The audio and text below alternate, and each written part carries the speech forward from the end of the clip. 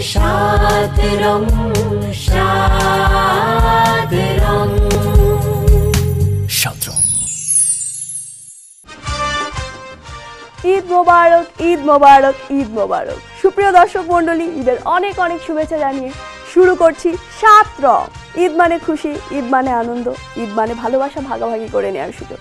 আর সেই ভালোবাসা ভাগাভাগি করতে আমি অথই ত্যাগের মহিমায় ভাস্বর হয়ে উপস্থিত হয়েছি আপনাদের সঙ্গে কিছু আনন্দময় মুহূর্ত নিয়ে। কিছু কিছু মুহূর্ত থাকে যা মানুষের ইচ্ছার বিরুদ্ধে, শত চেষ্টা করেও তা থেকে নিষ্কৃতি পাওয়া যায় না। আসসালামু আলাইকুম।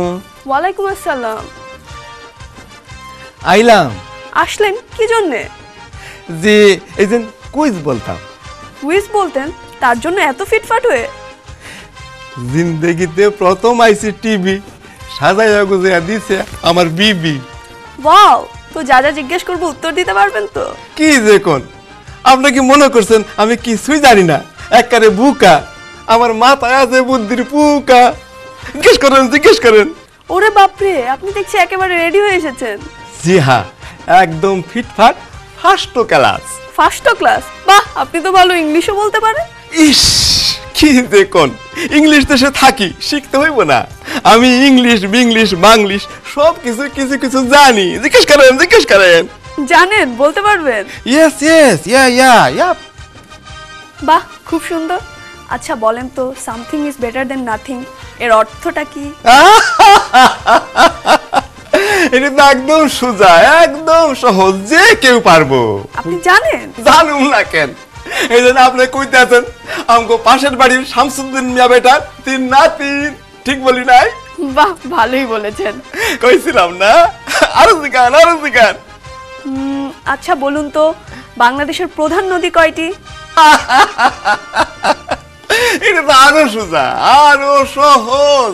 জানেন? তাহলে বলুন তো। প্রশ্নটা আরেকবার করুন তো। জিজ্ঞেস করলাম বাংলাদেশের প্রধান নদী কয়টি? High high high high high, কি জিগায়, কি জিগায়।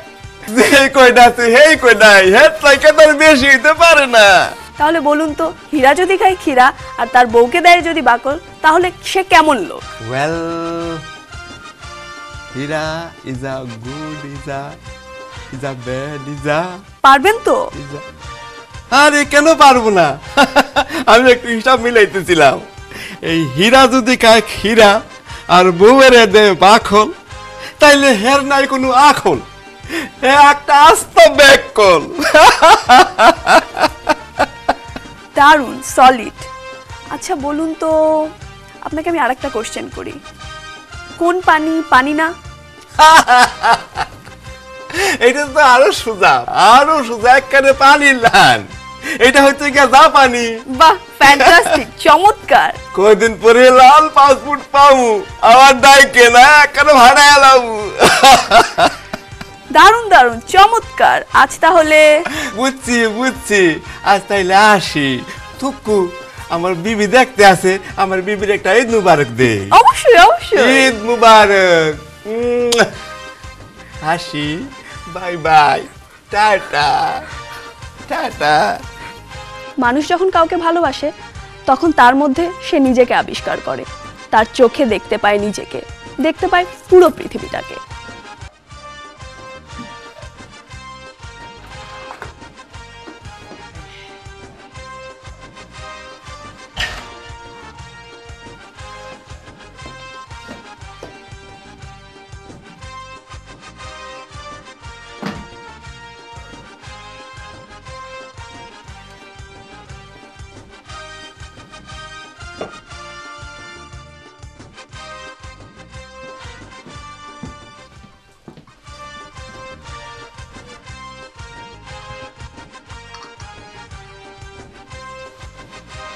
কি ব্যাপার, চিন্তিত মনে হচ্ছে আজ?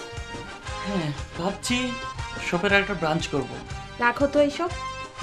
তোমাকে না কতবার বলেছি, কাজের কথা কাজের জায়গায় আর ঘরের কথা ঘরে। আজ শুধু তোমার আর আমার কথা। আচ্ছা, আমি কিন্তু কিছুই বুঝতে পারছি না। আজকে ঘরে আসতে না আসতে চা, তারপর আবার তোমার আর আমার কথা। কি ব্যাপার বলো তো? হ্যাঁ, আজকে আমার মনটা খুব ভালো। হঠাৎ করে কেন জানি অতীতের কথা খুব বেশি মনে পড়ছে। জানো, সবাই আমাকে বুলবুলি বলে ডাকতো। বুলবুলি, আচ্ছা কেন বলো তো? আজকে আমরা একে অপরের সাথে এমন কতগুলো জিনিস শেয়ার করব যা কখনো আমরা আগে শেয়ার করি না। আচ্ছা বলো তো শুনি তোমার সে কথা। জানো, পাড়ার ছেলেরা আমাকে খুব ডিস্টার্ব করতো, আর সারাদিন খালি আননোন নাম্বার থেকে কল আসতো। মা আমাকে বলতো আমি নাকি পাড়ার ছেলেদের মাথা নষ্ট করি। আচ্ছা আর কি আছে যে আমি জানি না, বলো তো। এবার তোমার পালা। এমন কিছু আজকে বলতে হবে যেটা আমি জানি না। আমার পালা, আমার পালা। হ্যাঁ হ্যাঁ, মনে পড়েছে মনে পড়েছে। জানো, এই আমি যখন কলেজে পড়তাম তখন বন্ধুরা আমাকে রোমিও বলতো। রোমিও? তুমি কি নিজেকে রোমিও মনে করো নাকি? আমি যে সময় কলেজে পড়তাম তখন একটা মেয়ে লোকে আমার প্রেম হয়েছে। আচ্ছা না, তুমি বেশি সুন্দর আছিস মনে হয়। কি যা প্রেম, আমি যেন পাগলও লাগানো গেছিলাম।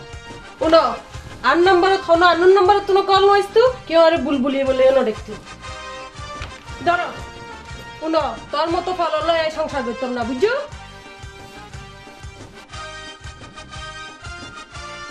কি খেতে হইল, দুনিয়ায় থাকলেও বিশ্বাস করা যায়, কিন্তু টাইম দে না। বাংলাদেশে উৎপাদিত হয় এমন অনেক জিনিস আজকাল বিশ্বের সব দেশেই পাওয়া যাচ্ছে, প্রায় 80%, আর লন্ডনে তা 200%। কচুরলতি দেশি বাইগন আরো সবজি তাজা ওয়াচে পেলে সবই মিলে খাইতে ভীষণ মজা। ও ভাই খাইতে ভীষণ মজা। আরো পাইবা গয়না কাপড় জুতা বাহারি দেশি দোকানে মিলে মিষ্টি আর তেহারি। ও ভাই মিষ্টি আর তেহারি। আপটন পার্কের কুইজ মার্কেটে যাও বরাবর সিধা পাউন্ডেবল ফল আর সবজি যত খুশি নিবা। ও ভাই যত খুশি নিবা। হালাল মিটের দোকান জুইরা ঝুলা থাকে ভেরি 5 পাউন্ডের রোলেক্স মিলে আইসো তাড়াতাড়ি। ও ভাই আইসো তাড়াতাড়ি। আমরা বসবাস করছি প্রথম বিশ্বে, কিন্তু আমরা আমাদের পাশের অবস্থানটাও জানি না। আলতাবালি পার্ক নামকরণ হয়েছে 1998 সালে। এর আগে এই পার্কের নাম ছিল সেন্ট মেরিস পার্ক, যা ছিল 14 দশকে নির্মিত একটি হোয়াইট চার্চ সেন্ট মেরির অংশ বিশেষ। আর এই চার্চের নাম অনুসারে স্থানীয় লোকালয়ের নামকরণ করা হয়েছে হোয়াইট চ্যাপেল। দ্বিতীয় বিশ্বযুদ্ধের সময় গোলাবারুদের দামামা আর বছর কয়েক পরে এক বজ্রপাতে পার্কটির ধ্বংসস্তূপে পরিণত হয়, যার প্রমাণস্বরূপ এখনও কিছু সমাধি ফলক রয়েছে। 60 ও 70 দশকে প্রণীত কঠিন ইমিগ্রেশন আইনের পর আনুষ্ঠানিকভাবে কাগজে কলমে বাংলাদেশিরা দ্বিতীয় শ্রেণীর নাগরিক হিসাবে অনুমোদিত হয় এবং ক্রমান্বয়ে তারা আক্রমণের জন্য একটি সহজ টার্গেটে পরিণত হয়ে ওঠে। 1978 সালের মে মাসের 4 তারিখে স্থানীয় ইলেকশন শুরু হওয়ার আগের দিন বিকেলে আলতাবালি নামের স্থানীয় এক টেক্সটাইল কর্মী হোয়াইট চ্যাপেল রোডের এই জায়গায় এক বর্ণবাদী চক্রের আক্রমণে মৃত্যুবরণ করেন। মৃত্যুকালে রক্তাক্ত নিথর দেহে পড়ে থাকা আলতাবালি কাজ করত ব্রিক লেনের হ্যানবারি স্ট্রিটে। সেখান থেকে পার্কের পাশের রোড ধরে ক্যানন স্ট্রিট রোডের বাসায় যাবার পথে একদল বর্ণবাদীর শিকারে পরিণত হন তিনি। আলতাবালির মৃত্যুর পর তার কফিন হাজারো এশিয়ান যুবক এবং অবর্ণবাদী চিন্তাধারার মানুষ মিলে দীর্ঘ এক প্রতিবাদ মিছিলের মাধ্যমে হোয়াইট চ্যাপেলে নিয়ে আসে। সরকারের নিরুৎসাহী মনোভাবের প্রতি ঘৃণা জানানোই ছিল তাদের মূল উদ্দেশ্য। পরিণামে স্থানীয় এসব বর্ণবাদী জনগোষ্ঠীর কল্যাণে ধীরে ধীরে ব্রিকলেনের আশেপাশের মানুষের উপর আক্রমণ অনেক কমে আসে। অতঃপর 1980 সালে রায়টের ভয়ে বর্ণবাদী রাজনীতিতে ভেদাভেদ জন্ম দেয়, যার কারণে পরবর্তী শতকের আগেই হোয়াইট চ্যাপেলে এক নতুন আলতাবালি পার্কের জন্ম দেয়।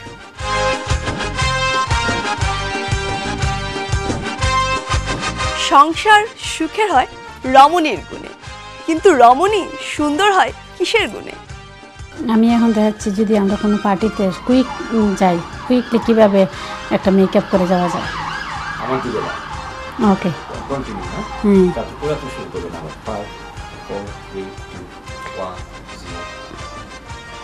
আমি এখন দেখাচ্ছি আমরা যদি কোনো পার্টিতে বা কোনো অকেশনে যাই, কুইকলি কীভাবে মেকআপ করে যাওয়া যায়।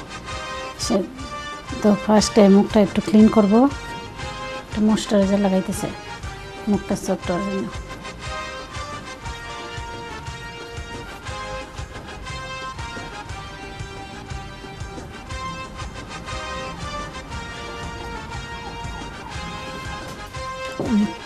এই যে কালো দাগগুলাতে চোখের উপরে কনসিলার লাগাইতেছে। সবসময় গলার দিকে খেয়াল রাখা লাগবে। কেউ কেউ মুখের ফেসটা ফসা, গলাটা একটু ভালো। আচ্ছা, একটু ফেসটা গলার দিকে খেয়াল রাখা লাগবে। কেউ ফেস ফর্সা, গলা একটু কালো, তো যেভাবে দুইটা সমান লেভেল হয় সেদিকে নজর রাখা দরকার।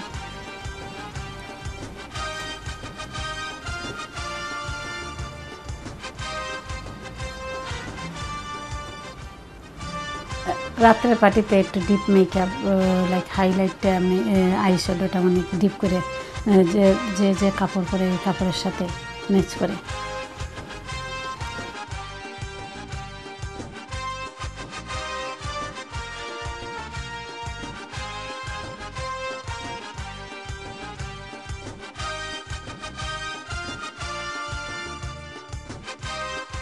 সুপ্রিয় দর্শক মণ্ডলী, আজকে আমি আমাদের স্টুডিওতে আমন্ত্রণ জানিয়েছি এমন কিছু ব্যক্তিত্বদের যারা স্ব ক্ষেত্রে সম্মানিত।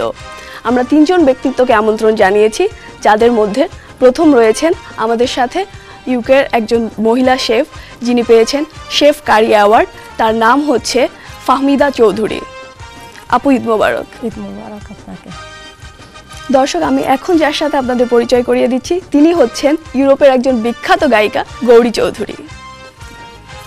ঈদ মোবারক আপু।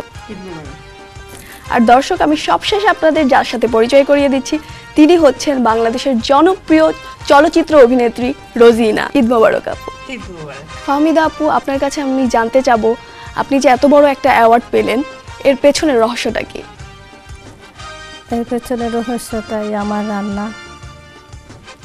আর আমি অনেক দিন ধরে রান্না বান্না করতেছি, আর কারি লাইফ আমাদেরকে খুঁজে পেয়েছে, এই জন্য আমি কারি লাইফকে ধন্যবাদ দেই। আর ওরা আমাদেরকে সবার সামনে নিয়ে আসছে আর কি।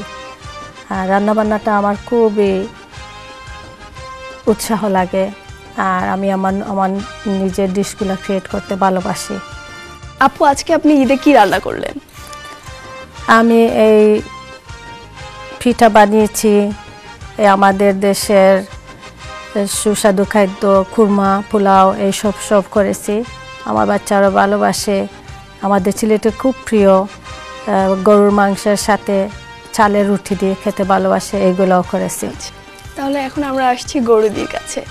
গৌরীদি, আপনি ঈদে কি করেন? শুনেছি আপনি ঈদে খুব মজা করেন, তো এবার ঈদে আপনি কি করলেন? ঈদ আসলে আমাদের বাঙালিদের 2টি ফেস্টিভ্যাল হয়, যেটা খুব বেশি আমাদের দুর্গাপূজা আর হচ্ছে ঈদ। এই দুটোতে আমরা খুব মজা করি। এইমাত্র আমাদের পুজো শেষ হলো, আর আজকে হচ্ছে ঈদ। তো গতকালকে পর্যন্ত ছিল পূজার একটা রমরমা একটা ভাব। আজকে ঈদ সেলিব্রেট করতে। তো এটা আমি আসলে প্রত্যেকটা টেলিভিশনেই আমাদের প্রোগ্রাম থাকে ঈদের, তো কয়েকটা টেলিভিশনে আমি জাস্ট একটা অনুষ্ঠানে গান করে আসলাম। এখন আসছি তোমাদের এনটিভিতে আসছি, খুব ভালো লাগছে রোজিনা আপুর সঙ্গে। তো আমরা খুব মজা করছি আসলে এখানে এসে, ভালো লাগছে। রোজিনা আপা, এখন আপনি বলেন, আপনি ঈদে কি মজা করলেন? আমি কিন্তু ঈদকে খুব মজা করি। কারণ হলো কি, আমাদের তো 1 বছর পরে 1 মাস রোজা থেকে তারপর ঈদ আসে। তো আমাদের হলো 2টা ফেস্টিভ্যাল, সেটা হলো রোজার ঈদ আর কুরবান ঈদ। তো রোজার ঈদটা তো বেশি করে মজা করি। একদম সকালে উঠেই তো গোসল করবো, নতুন কাপড় পরবো, আর আগের দিন রাত্রে থেকে রান্না বান্না শুরু করি আর কি। যেমন সেমাই রান্না করি, তারপর তোমার ফিরনি রান্না করি, জর্দা রান্না করি, মানে ঘরের তৈরি যে সুইটগুলো, তারপর হলো কুরমা, পোলাও, বিরিয়ানি, তারপর যেমন ধরো মুরগির রেজালা, অনেক কিছুই থাকে আর কি। তারপর তোমার অনেক কাবাব থাকে। তো এগুলো হলো কিছু কিছু জিনিস আমি রাত্রে করি, তারপর সকালবেলা করি। তো ওই মানে আর্লি মর্নিং একদম যেটা হলো সত্যি কথা বলি, সেমাই আর ফিরনিটা রাত্রি করি কেন? কারণ আমাদের মধ্যে আছে যে নামাজ পড়াটা হলো সকালবেলা, পড়ে এসে তোমার হলো মিষ্টি খাওয়ার জন্য, মিষ্টিটা খাই, যার জন্য রাত্রেবেলায় রান্না করে রাখি। তারপর অন্য কিছু রান্না করি, তারপর গোসল করি, তারপর নতুন কাপড় চোপড় পরি। আর আমার যারা ফ্যামিলি মেম্বার আছে ওদেরকে, ওরাও পড়ছে, আমরা পড়ছি। তা আমার কাছে খুব বেশ আনন্দ লাগে। খুবই মানে হয় কি যে নতুন কাপড় তো পরি, তো ঈদের দিন যেন পরলে মনে হয় যেন একদম মানে এত মানে কি বলবো, যে মনের আনন্দটা ফুটে ওঠে আর কি। তারপর হলো কি, ধরো কিছু বন্ধু বান্ধব আত্মীয় স্বজন আসে, ওদের সঙ্গে মানে কুশল বিনিময় করি। এই খাওয়া দাওয়া চলে, মানে আমার কাছে খুবই ভালো লাগে। আর আপু আরেকটা কথা জানতে চাইবো যে আপনার কাছে ছোটবেলার ঈদ আর এখনকার ঈদের মধ্যে আপনি কি পার্থক্যটা বা কি বেশি ফিল করেন বা মিস করেন? ঈদের মজাটা কিন্তু একই, সেই ছোটবেলার বলো আর হলো বড়বেলায় বলো, এখনকার সময় যেটা মানে একই মজা আমি মনে করি। এটা হলো মানে এই চাওয়া পাওয়াটা, এই মতামত, মানে এটা হলো একটু ভিন্ন ধরনের। যেমন ছোট সময় আমি মানে কত মানে রোজার প্রথম দিক দিয়েই ফিল করি যে আমার জন্য আমি কাপড় কিনবো, এই করবো, যেটা আমার কথা বলছি, একদম মা বাবাকে শুরু করতাম একদম, যেটা 5-6টা রোজা চলে যাওয়ার পরে যে না আমার কাপড় কিনে দিতে হবে, আমার সেলোয়ার কামিজ বানাবো, দোকানে গিয়ে একটা না 2-3টা চয়েস করে ফেলতাম, তার সঙ্গে ধরো জুতো, এই ফিতা, চুড়ি, এগুলো। তো তখন কিন্তু কারোর সঙ্গে শেয়ার করতাম না নিজে কতটা নিতে পারি। আর এখন হলো যে প্রথমে হলো মানে পরিবারের জন্য কেনাকাটি, তারপরে হলো তোমার ফ্যামিলির জন্য, তারপর হলো নিজের জন্য। হ্যাঁ, এইটাই হলো একটু মানে পার্থক্য, তাছাড়া কিন্তু মজাটা কিন্তু একই ধরনের। দর্শক, সময় হয়েছে একটি বিরতি নেওয়ার, চলুন আমরা ফিরে আসি ছোট্ট একটি বিরতির পর।